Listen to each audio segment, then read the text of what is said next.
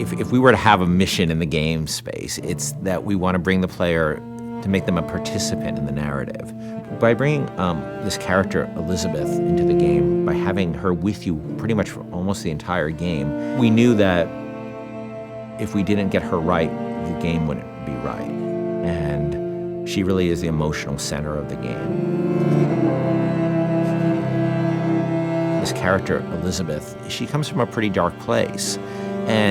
But she's also got an incredible amount of enthusiasm for life. And when we found Courtney, I think we found somebody who could do both. I don't dance. Come on, let's go. Why? What could be better than this? It's so complex. I mean, you're talking about really trying to bring forth all the complexities of human nature that impact us because you're having to use only your voice to convey your entire, the character and what you're trying to portray. You have to put your entire body into it. So there are times when I'm doing voiceover work and I'm literally drenched in sweat because my body is working so hard. Hey! Knock it off! Stop it! Will you stop it? I'm not here to hurt you. Who are you? My name is DeWitt. I'm a friend. I come to get you out of here. Get away!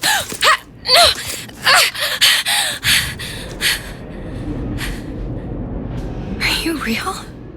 It's not these one-note emotions, and I think that's what was so important to us as a collaborative team, to be really putting forth a narrative that was strong and that was complex and that was, reflective of how deep and the myriad of emotions that the human beings experience.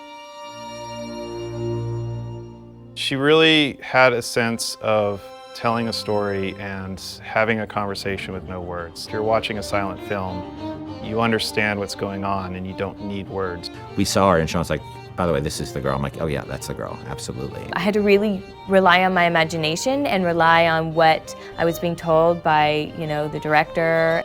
Weird for me to see myself, literally, every movement that I did. Yeah. I mean, I see myself in it. I mean, it might not be my face, but the thing is she's actually in a world. When I did it, I was in an empty room. Yeah. They put me out into this giant sort of basketball court, it looked like, with stuff taped out on the floor that was sort of the imaginary, world. She had to do a lot of physical things that I probably wouldn't do in my everyday life, kicking some butt and, with a bat and beating the hell out of something. It just started to feel like it was my voice, I just really started to connect with it physically, and this voice was all one. I don't understand, how could we get there?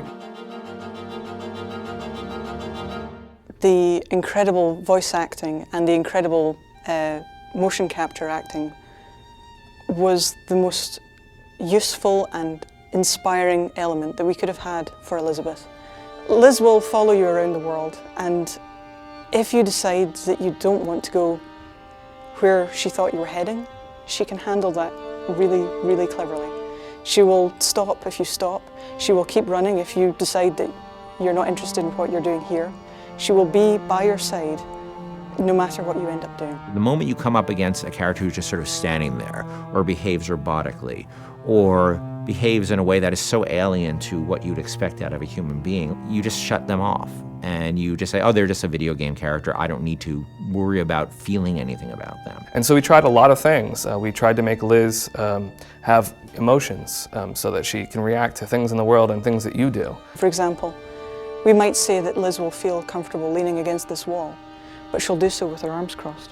And she'll do so with her back slightly turned towards you. And that difference of just a few degrees is enough to make the player feel that they're really in the doghouse. You're gonna see her all over the place. You're gonna see her on giant billboards in, New York and LA, and you're gonna see her on TV ads. I said, okay, well, if we're gonna find a person to play Elizabeth, I think we already have that person. Еще один из самых первых вариантов Элизабет, я сказала, боже мой, это же я должна ее сделать. В один прекрасный день мне пришло сообщение на Facebook от Кена Левина о том, что у них есть ко мне предложение, от которого я не смогу отказаться, просьба связаться по электронной почте. И, соответственно, вокруг меня все суетились, чего-то хотели, потом сказали, так, все, начинаем работать, посадили меня на стул, сказали просто сиди, смотри прямо в одну точку. И опять начали вокруг меня бегать, снимая с меня скан лица. Я думаю, ну ладно, что, окей, хорошо. Я с этим справлюсь, а потом меня вдруг начали мучить, говорить, смейся, плачь, делай одухотворенное лицо, делай удивленное лицо. And all of a sudden we found this great character who existed in the space between the real world and the world of Bioshock Infinite. There was a moment where we had people coming up to us and saying, Liz is awesome. I have a story to tell you about. And it was, everybody had their own unique stories because she was just doing systemic things. They could do the same thing twice. I actually get people telling me things that there's no way I could know about. Like, say there's one of the combats kicking off and they're having this incredible moment where they're running around the place and smashing someone in the face and blowing someone else up with a shotgun, and they've suddenly, a huge big boss man comes up and they go click. Oh no.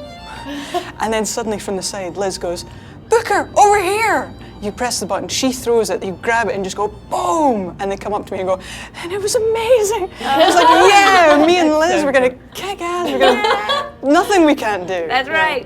Even if we just break that barrier sometimes, where people feel she's a friend or somebody going through this experience with them, then that would be very exciting for me.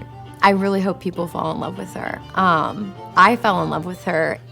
I forget she's not a real person sometimes, and I know Courtney really well, and I forget sometimes that that's Courtney's voice, and that's Heather's motion, and that's the team's other work, and she becomes a real person to me many times, and I think the reason we call her Liz internally is because she became a real person to us in a lot of ways. Elizabeth has been locked in her tower for however many years it was, and now instead she's going to be released from her secondary tower, which is our studio, and let loose in the world for real. And that's just an incredible feeling.